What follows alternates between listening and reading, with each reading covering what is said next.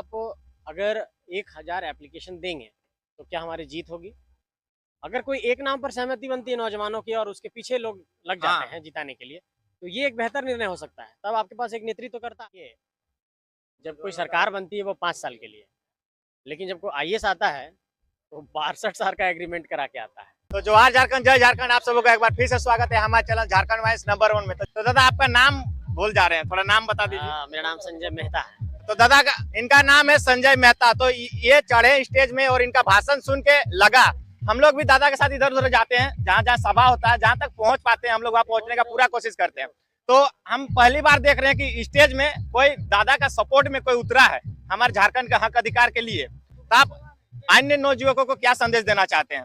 देखिए, झारखंडी नौजवानों को मेरा सबसे पहला संदेश ये होगा कि आपको अपने राइट्स को समझना होगा और अपने ड्यूटीज को भी समझना होगा। मतलब अपने अपने अधिकार को भी समझना होगा और अपने कर्तव्य को समझना होगा। हमारा अधिकार क्या है? झारखंड बने हुए 22 साल हो गए। 15 नवंबर 2000 को हम लोग अलग हुए थे बिहार से। एक बहुत बड़ा सपना था कि झारखंड बनेगा तो यहाँ के लोगों को रोजगार मिलेगा, यहाँ के लोग जो है सो नौकरी में जाएंगे, लेकिन ऐसा नहीं हो पाया। अब 22 सालों में झारखंड के नौजवान नौकरी मांग रहे हैं। लगातार स्थानीय नीति, नियोजन नीति, विस्थापन नीति, उद्योग नीति की हम लोग बात कर रहे हैं। अब चूंकि इसमें लगातार हम लोग सिर्फ इसकी मांग कर रहे हैं, तो एक बार सरकार के जो कार्यकलाप रहे हैं, सरकार जो कुछ भी कर रही है, इन सारे पहलुओं पर भी गौर करना होगा। क्योंकि अगर सिर्फ हम आंदोलन करते रहेंगे तो सरकार नीतिगत क्या फैसले ले रही है, उन सब सारी चीजों पर नजर रखना होगा। इसलिए झारखंड के जो तमाम नौजवान हैं वो लोग इन सब सारे पहलुओं पर नजर रखिए कि झारखंड की सरकार क्या फैसला ले रही है, स्थानीय नीति पर क्या कुछ होने वाला है। अभी जैसे सेंट्रल को प्रपोजल भेजा गया है कि 1932 के खतियान के मसले पर स्थानीय नीति बननी चाहिए। वो प्रपोजल 9वीं अनुसूची में शामिल करने के लिए केंद्र सरकार को भेजा गया है।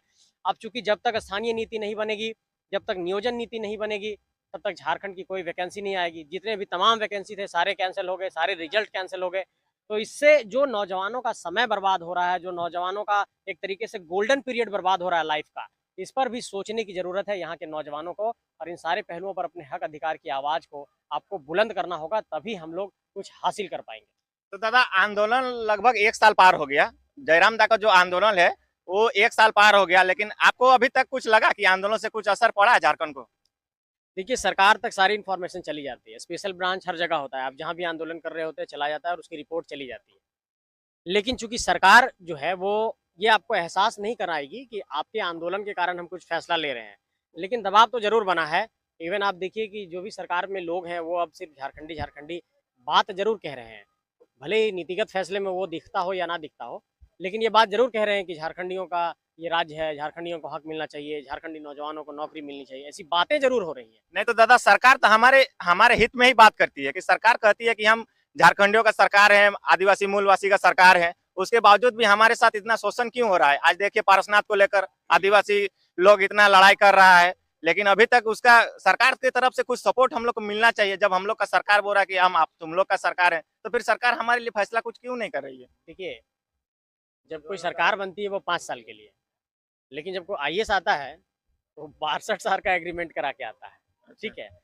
तो जो इस राज्य के नौकरशाह हैं, जो इस राज्य के ब्यूरोक्रेट्स हैं, जो आप देखते हैं कि डीसी है, सेक्रेटरी है, एसपी है, सरकार तक जो रिपोर्ट जाती है वो इनके माध्यम से जाती है। और नो डाउट सीएम की बहुत बड़ी भूमिका होती है इसमें। लेकिन इस बात को मैं मानता हूं कि झारखंड के भीतर जो नौकरशाह हैं उन्होंने इस राज्य का बेड़ा गर्क किया है और उन्होंने तमाम सरकारों को दिग्भ्रमित किया है। और शायद यही कारण है कि चूंकि उस पर तो मंत्रालय के मंत्री का साइन होगा या सीएम का साइन होगा, लेकिन जो पॉलिसी बन के जाती है, जो आप देखिए नियोजन नीति जो रद्द हो गई हाईकोर्ट में जा करके, उस नियोजन नीति को कौन बनाया? झारखंड के किसी नौकरशाह ने बनाया होगा। तो इस तरह की पॉलिसी बना करके आप कोर्ट में रद्द कराते हैं, फिर हमारा समय बर्बाद होता है, हमारे नौजवानों का समय बर्बाद होता है।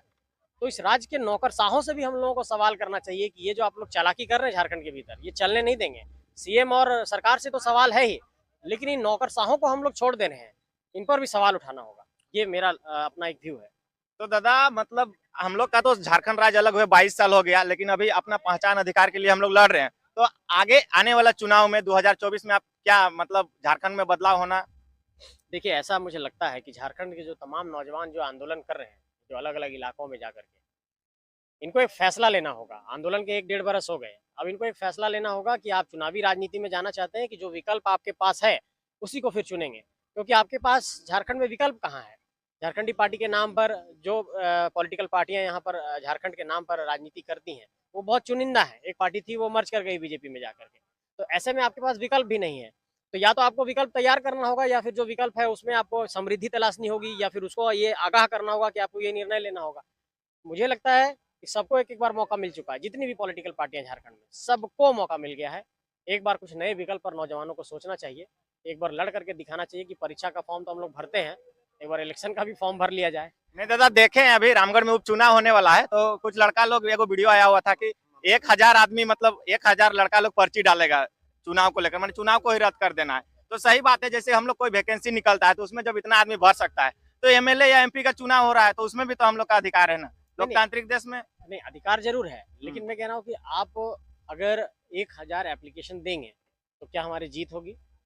अगर कोई एक नाम पर सहमति बनती है नौजवानों की और उसके पीछे लोग लग जाते हैं जिताने के लिए, तो ये एक बेहतर निर्णय हो सकता है। तब आपके पास एक नेतृत्व करता आएगा, लेकिन उस तरीके से संसाधन भी बर्बाद होगा। 10,000 रुपया लगता है नॉमिनेशन में, आप फिर इधर उधर जाएंगे, कुछ थोड़ा बहुत प्रचार वगैरह करेंगे। तो 1000 लोग अगर नॉमिनेशन करेंगे तो वो 1000 इंटू आप 10,000 कर दीजिए, तो कितना पैसा हो गया? वो पैसा खर्च हो रहा है।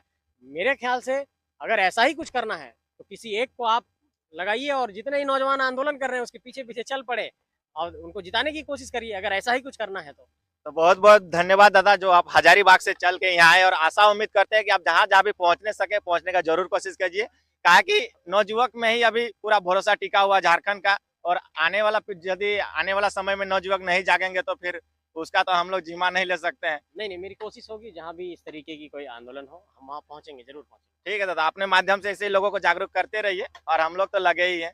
बहुत बहुत धन्यवाद आपका। चलिए।